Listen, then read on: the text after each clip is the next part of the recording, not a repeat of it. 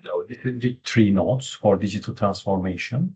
This week we have adoption, implementation, and management practices. My name is Dr. Hakan Satiroğlu. And has anyone ever been in a workplace where a new system was introduced and within 6 months everyone was quietly ignored that system? So then this is the week what we are gonna learn. Almost every room probably some like in the departmental wise should contribute that system to implement and scale that IT or not IT, digital transformation. That is the puzzle of this weak answer, and the answer is almost never. The tool was, if it is tool was bad or good, or it is maybe usually combination of that tool is not fitting, or maybe people not trusting, or maybe training is missing, or maybe not good governance or management or leadership approved. So this is the week 3 notes is going to take care of. Okay, and 3 moves we will have this week. First 3 and 5 slides is going to be why good tools fail in a real organizations. We can learn from the fails. And slides 6 and 8, we will see TOE, technology, organization, and environment. Then UTAUT as the diagnostic tools to see. And these 2 frames is going to be really helpful. And as you can see, this is academic purpose presentation. Therefore, I just try to keep with slides with theory as well. Then on the 3rd move, AI trust and governance and scaling the problem is going to be mentioned. Okay, and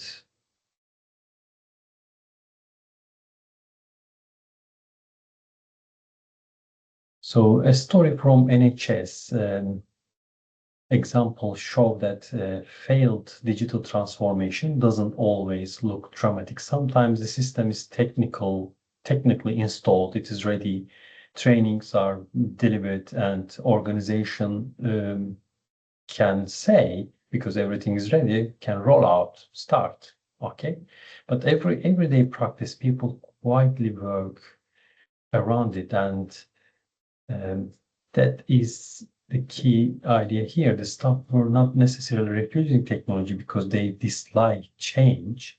They were failing back on paper because the system didn't fit the reality of the fast clinical work for the NHS problem. Especially in high pressure moments where speed, judgment, and urgency matter more than neat administration processes. So the right-hand slide is really the most important part of the slide, because it's separating easy explanation from the better explanation. The easy explanation is clinicians resisted change that sounds simple, but it hides the real problem. So what is the real problem? What is really happening is that underneath is saying that poor like workflow fitness, the system is not fitted to workflow. It was poor. Trust in the system weakened after early problems. So it seems there wasn't any urgent like quick correction. So the work itself was never properly redesigned around the technology. It means this is another fail in the reason of the fail. In other words, the management mistake was assuming that if you install the system, people will naturally adapt to it. And in practice, however, if the tool slows people down, So people doesn't want to go slow, they want to go really fast and finish quicker their way, and gets in the way of urgent work. They will create some shortcut or work around that system. So the main message you can say aloud is this from the NHS example.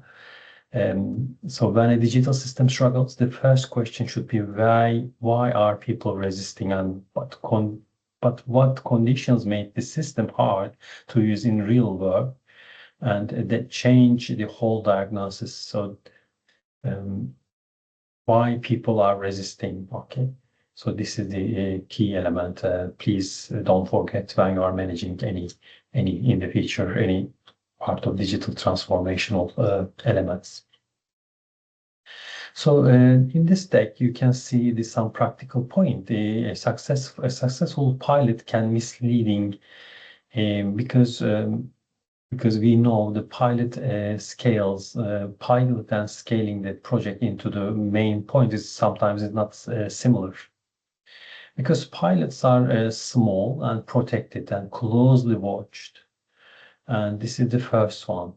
And so the pilot often looks smooth and promising, because of this reason, starting. And you need to understand the implementation of the project, digital transformation, could struggle later on. Because of this piloting is success, but in the main point it didn't work. The real test begins when scaling starts actually, and on the third level. Okay, once more teams get involved, everything becomes more complicated. You get more variation in how people work, more expectations start to involve, more motivations or discrepancies and fragile start, more messy data start to accrue, and more opinions start to involve, and more confusion kick in. And in that sense, some kind of like, the authority, like who's going to responsible what and what kind of roles are needs to be deployed. And if the roles are given to people, their expectations are increased because they might get some promotion or some wages increase or some bonuses. So all of them is like a humanly touch is start to involve. And it is not as a pilot at the moment. So as you will see in pilot projects, you can see many qualified people, and many people try to learn rather than expecting to gain some other elements in their motivation wise. So this is when fraction starts to appear. Trust can drop in that sense because of that confusion, because of that expectations are not match. I think in human resource notes, maybe you can remember that psychological expectations. And so I don't want to touch that one because it is gonna dilute our aim. So let's go back to the main point, and workflows. If the workflow or work design is not neatly fitted into the new system, so it is going to be start to fragile. Okay, then the gap is increased in psychological or physical or workflow gap. Then some hidden problems start to surface, and people start to get away and try to work around from the system. So a good way to explain this is to say that like pilots often remove the very mess because they are neatly taken care of, and that makes implementation difficult in the real world. So the piloting should be, I think, maybe should be leave into natural way to diagnose the problem. So the final box is on the right hand management test. And this is like scale is not only technical step. So it is the management test. Value only grows if leaders redesign the wider system around the tool. The means changing process, clarifying roles, improving data quality, and supporting maybe people like because piloting could be easy, but if to scale that project, it's going to be difficult. So the main point of this slide could be that pilot proves possibility, but it doesn't prove organizational readiness. So an organization needs to be ready more way. Okay. So next slide is going to be some kind of stop resisted resist to change, resist for change. So sometimes that is partly true, but on its own, it is a weak explanation, I must say, because it ends the conversation too early. What this slide is saying is that resistance is usually a symptom, not a real cause. If people avoid a new system, work around it, or stop trusting it, the more useful question is not just why were they difficult? But what conditions made the tool hard to adopt in the first place? So maybe, as you can imagine, maybe people doesn't know, maybe, this is the points start to come, kick in, and you need to take care of all these systems. And so the question on the right hand, on the right, helped shift the discussion from blame it to diagnosis. Did the tool actually fit the workflow? Okay, so the first one, was it designed more neatly than real work ever is? Like, because a idealistic world, maybe system is designed for idealistic work, but it's not for the ground on work in space. Work maybe flow different. Was training realistic? So another one. So these are the questions. I don't want to read all of them one by one. Maybe you can read them over time, and you can see these are the points are taking us the correct place. So the main point you can say aloud here is when a project struggles, people resist. Yes, because project doesn't work or digital transformation doesn't work. So should be the start of the analysis, not the end of it. And good management needs a way to turn that vague feeling in a structured diagnosis. So vague feeling needs to be removed. Okay, so good management do that one. And this is exactly why we are talking about this digital transformation and stop resistance.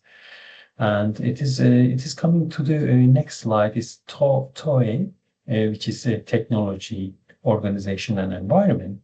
So simply, this is like a way to diagnose adoption problem at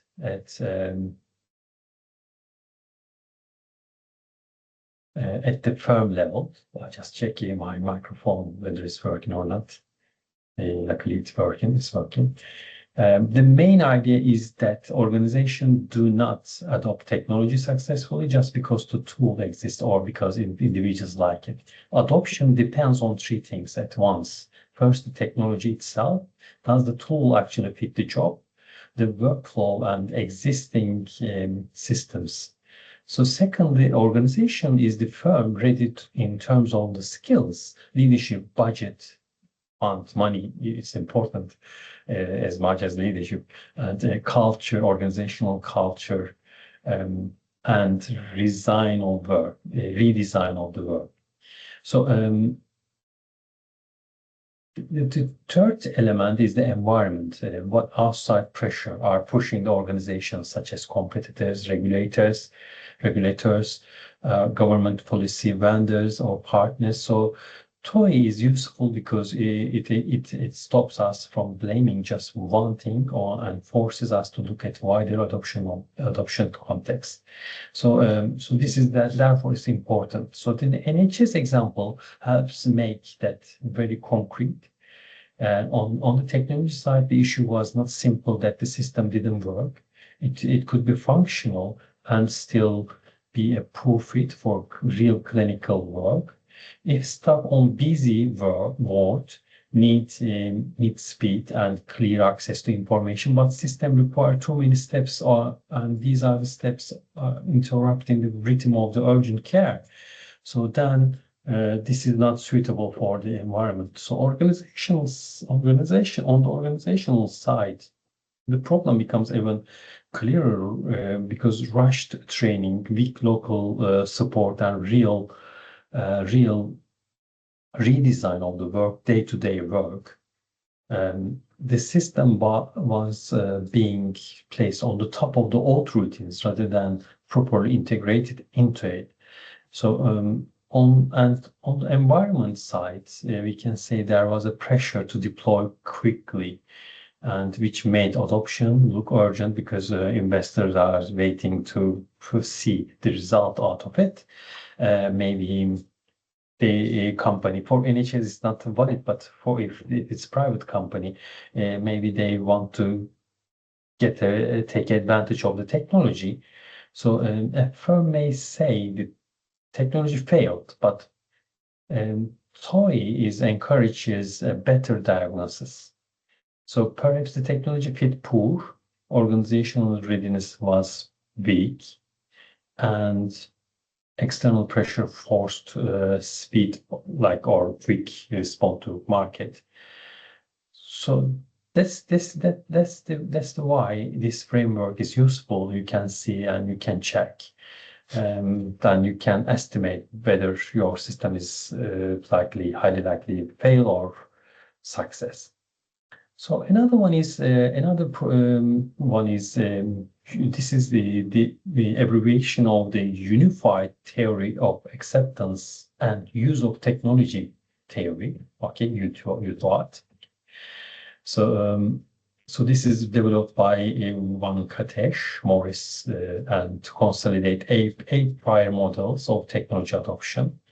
So I just want to bring that for the main aim, because these are the outcome of this technological theory. The key teaching, I can say if you allow me to tell about this theory, you taught factors back to the NHS story. Maybe you can see immediately that all four factors are weak in the MPFIT, which is the NHS project system. I think I missed it, mentioned that one earlier. So they named the system NPFIT rollout at the time. So these are the performance expectations, social influence, effort expectancy. So this is like a model how and why individuals adopt and use technology. So imagine this previous slide about it was included organization and external technology, organization and environment. But now in UTAUT user level diagnosis, this theory is used for user level diagnosis. Yeah. So from different perspective, I try to include this subject, digital transformation subject.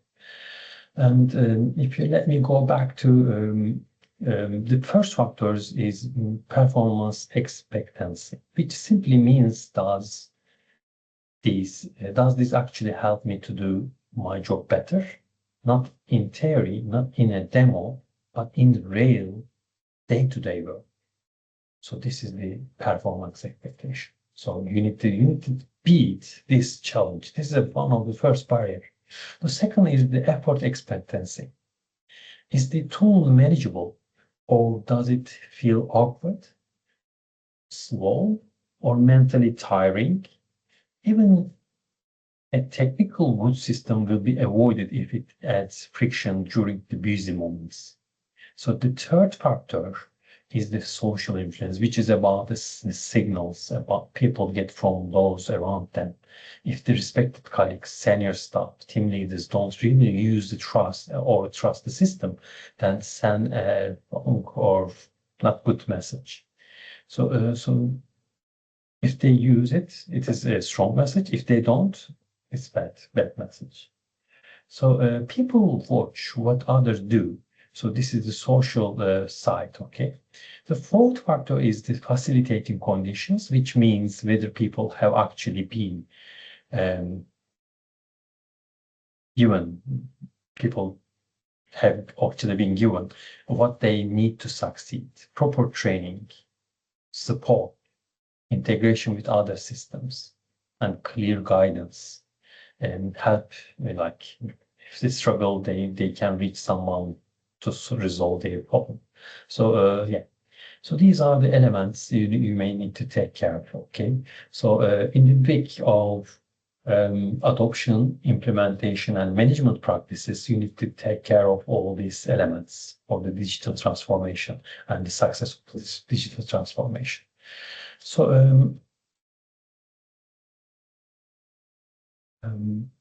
can we go here? Yeah. What strong and weak adoption actually looks like.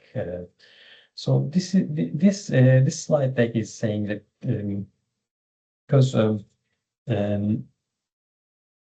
it makes it useful because it makes adoption feel real and practical rather than abstract.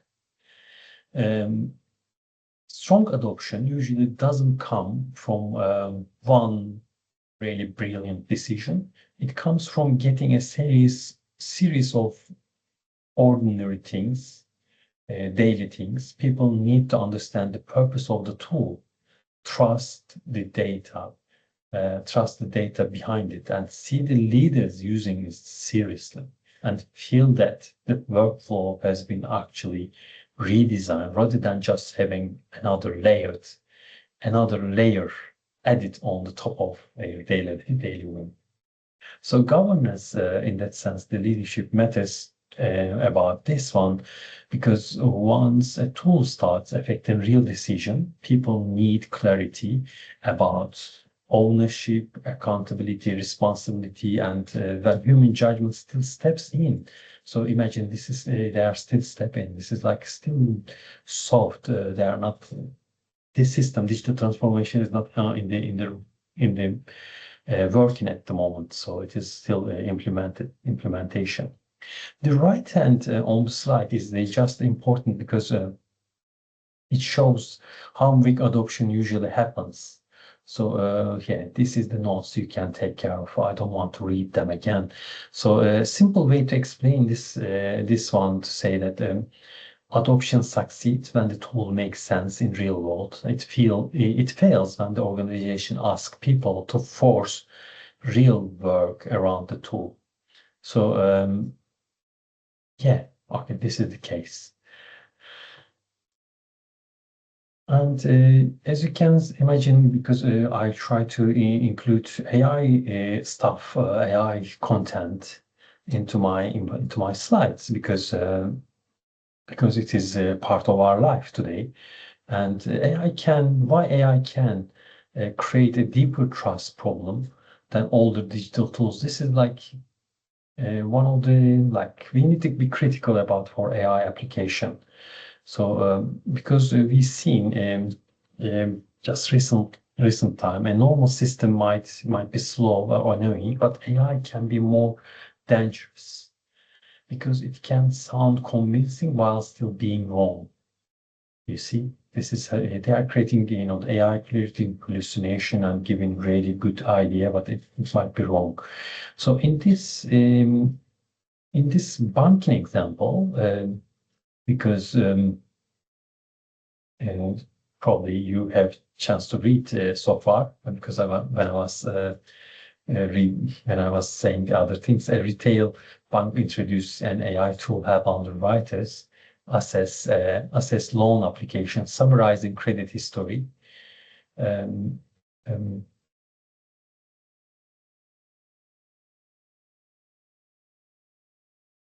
so underwriters refers to people or organization responsible for approving, evaluating, or making decision about um, some application, or yeah, anything you can say. Okay.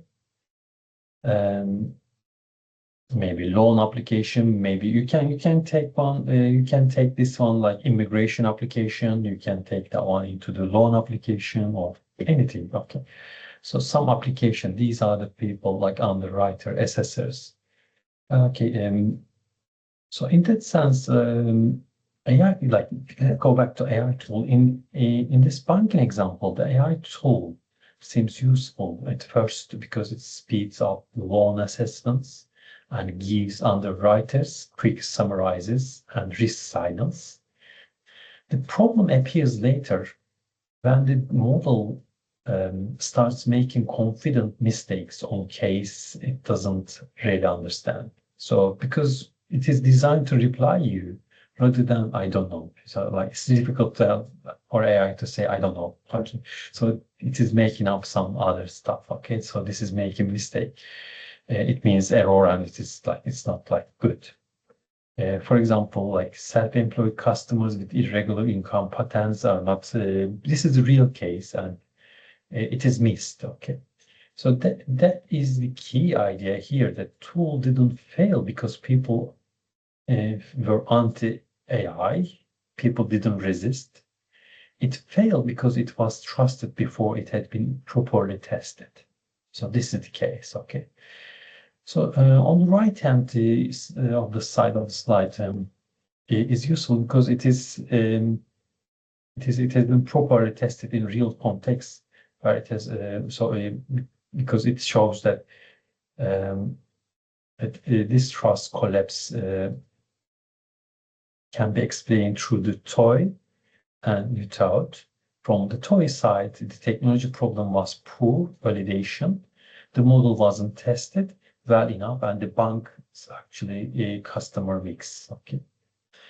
So these are really important elements because another one is the UTART theory, is the performance expectancy fell apart because once stuff solved the confident error, the tool stopped feeling helpful. Okay, so can you see of what kind of overwhelming or workload they have had, and they need to go back and check everything from AI started. So because just in case they made something wrong. So in that sense, trust dropped, must be dropped, okay, very quickly. After that, people no longer treated AI as a support. So digital transformation and AI is part of AI is part of the digital transformation at the moment in today's business world. So it is really important to mention and understand behind the AI. However, this is not part of our teaching.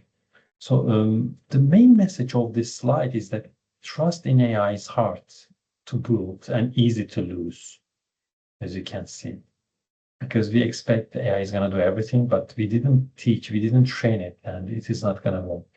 Once users see the system being confidently wrong, then they become immediately cautious, and often they never return back to the same level of trust. Maybe that one is at some point is good for our businesses, and at some point we need to be skeptical.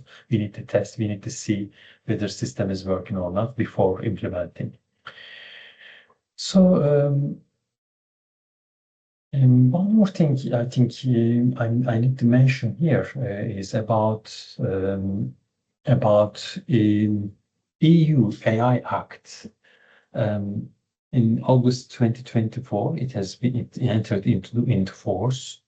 It has begun phasing in rules on risk-based timetable, and Commission treated AI use evaluated natural persons for access to essential services, including creditworthiness, as a high-risk use case. So this is like I pick here that one from the internet. This sentence it's a bit like so. It means this is not just a feature ethics debate. A bank planning to use AI for loan decision in EU has to treat compliance, human human oversight, documentation, monitoring, and accountability as part of implementation planning, not as an afterthought. So it should be compliance, okay, with the EU regulation. I know we are Brexit, but we have still make a trade with EU, and we might need to adjust our regulations and compliance according to their norms. Otherwise, we can lose the business, trading business with them. So that's why it's important to learn. Okay, so yeah. So why AI projects are failed? This is the slide is coming from Rand's 5 root causes I just implemented. More than 80% of AI projects are failed. This is Rand Corporation is done this study. It is similar to McKinsey's project, but different insight in this one. Rand describes as, or maybe I should refer the author's name, Rai Seif. Rai Seif describes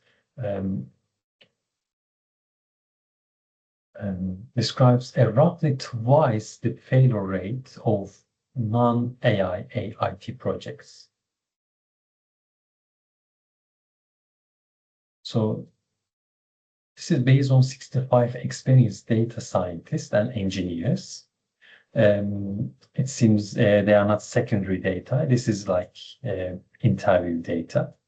So I need to introduce that one before making comment on that one, because we need to understand the research at the background.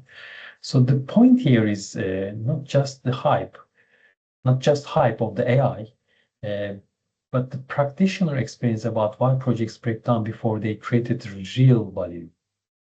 The most important message on this deck is that AI projects usually don't fail because the algorithms are magically bad. They fail because the surrounding management conditions are weak. And so IT people, AI, they understand a lot better for AI. And so we need to understand AI to make it successful running in our business. If we don't learn about AI, and we can highlight the failure, we can see the failure in our organization, and when we are implementing AI technology into the organization.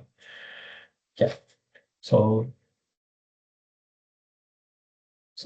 this is like governance and ethics a little bit, because we have this slide is making a very important point, because governance does not begin later after the technical work is finished. Their task begins with the moment organization asks, who is responsible if the system gets it wrong? So that is why the slide says governance has already arrived, and they are always there. Once AI output can affect decision, teams need clear answer about ownership, visibility, human review, who's going to be accountable, any escalation or any warning, any performance monitoring elements. We are I'm doing that presentation for business analytics for features like Wix. You can see those are not abstract ethic questions actually. So floating above the practice, they are operational questions that matter from day one of deployment. So these are the questions from the governance needs to ask. Okay. Then at the right-hand side, adds another useful idea. These governance questions are shaped by outside pressure as well as internal choices.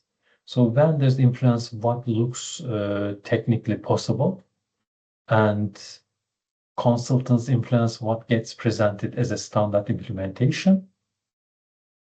And regulatory bodies implementing regulations can turn governance from nice to have into formal requirement.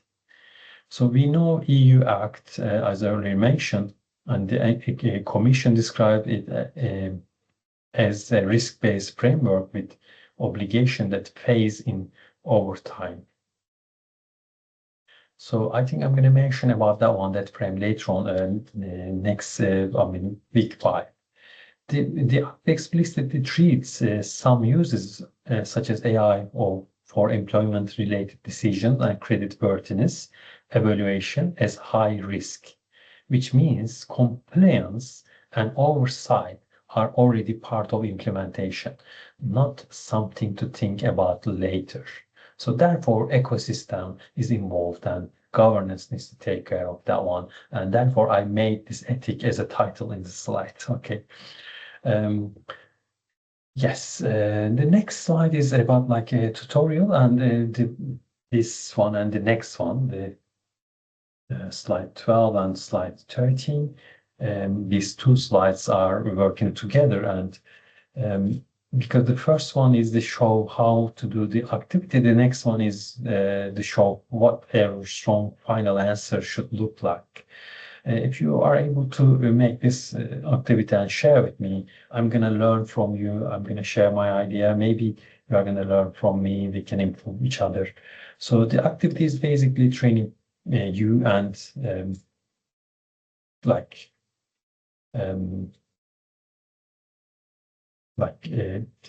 training people like to move away from vague blame or toward proper diagnosis. So it starts like people start to blame each other rather than they try to understand the diagnosis. So this is like the cyclical cycle. It's not like helpful, isn't it? So therefore, we need to see the root cause of the problem. First, name the failure clearly, precisely, then run the TOE diagnostic at organization level, then run the UTOAT diagnostic at user level. And finally, I just want to recommend one concrete fix to say it's going to work, highly likely work or not work. This digital transformation. And the second slide on the here, 13, slide 13. This is giving you a kind of guide, like maybe you can say assignment brief, kind of guide, a strong response, how you can make a good answer. So strong answer shouldn't be jumping to conclusion or opinions. It moves like first define the framework briefly. The listeners or your audience knows the lens you are going to use. Then the second one is applied into the case-specific evidence. The third, add the management complexity, which matters because it turns explanation into the analysis. Without it, the answer may sound informed, but it still stops at description. So a good way to present this answer together is to say the first slide teaches or first paragraph you can teach like process of diagnosis. Okay. Then what kind of arguments exist and so on. So this is your guide. Then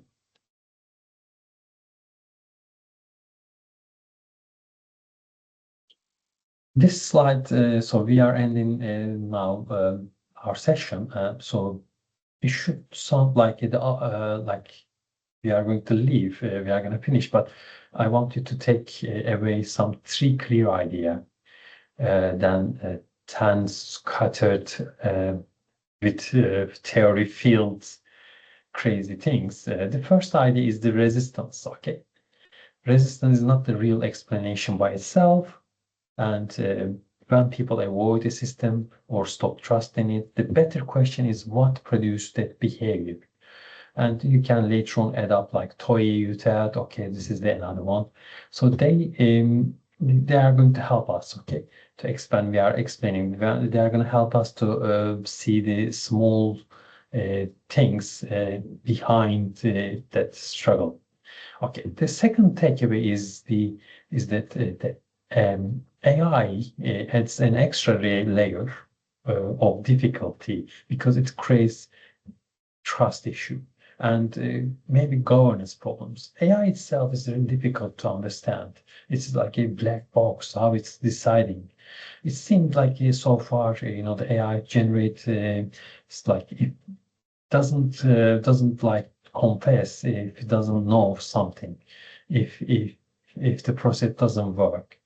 Um, Although it is working behind some codes, that one is like doing some consistent errors. Okay, so therefore it's important to see who's going to be test that one, and governance has to build it before deployment, not after something goes wrong. Okay, so we can say maybe accountability, maybe review, or who's going to escalate any issue happen. Okay, so the third takeaway is that the